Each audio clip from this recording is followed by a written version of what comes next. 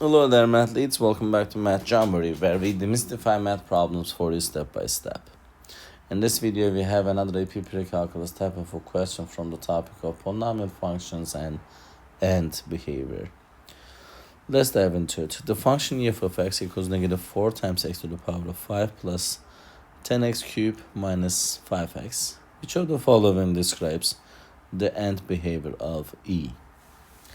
First, let's recall that the end behavior of a polynomial function is influenced primarily by the term with the highest degree, which is in this case negative 4 times x to the power of 5.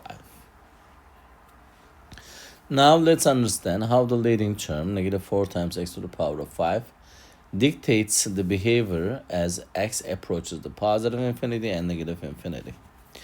So negative 4 times x to the power of 5, as x approaches the positive, I'm going to put positive for the x, and this turns into positive. Negative 4 times positive is negative.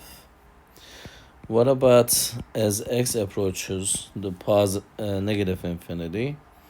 I'm going to substitute negative time for the x. Negative times to the power of 5 is negative because the exponent is an odd number. Negative 4 times negative is positive. So, as x approaches the positive infinity, the function e approaches to negative infinity. And as x approaches the negative infinity, the function e approaches the positive infinity.